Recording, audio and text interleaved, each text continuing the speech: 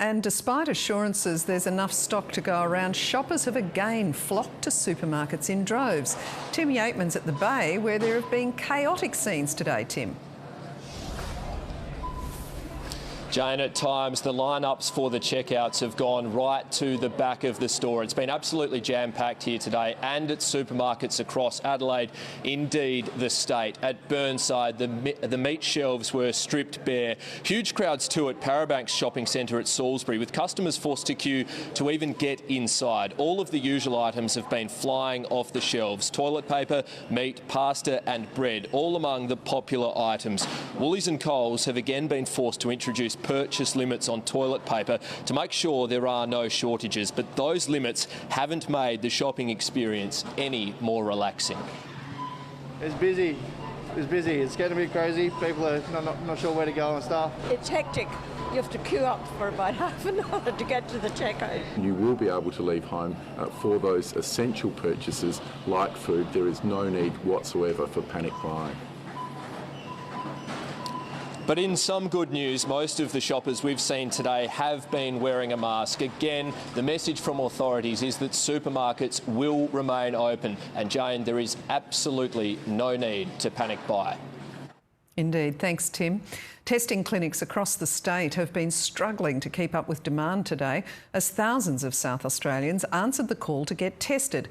Let's go live to Casey Treloar at Victoria Park. And Casey, some people have waited up to 9 hours. They sure have, Jane, and there's even been reports of people falling asleep in their cars as they wait in line to get a test. That was early this morning. Currently now, though, it's about a 2 to 3 hour wait to get a test here.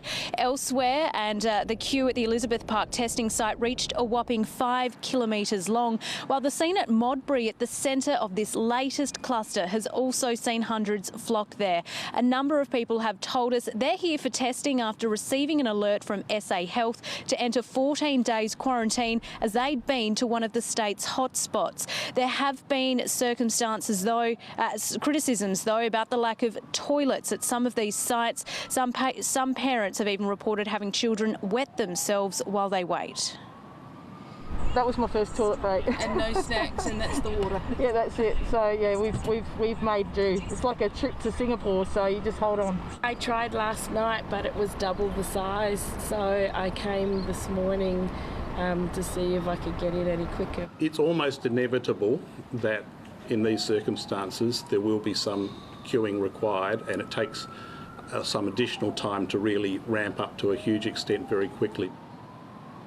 The new pop-up clinic out at Ridgehaven has been so busy. It had been turning people away late today, and we've heard the same about other sites such as Clemzig, Elizabeth and in the Barossa Valley. Now, Victoria Park here is the only testing site operating 24/7, and we're already starting to notice the queue start to back up again here. So if you do require a test here this evening, make sure you're prepared with plenty of food and water. Jane.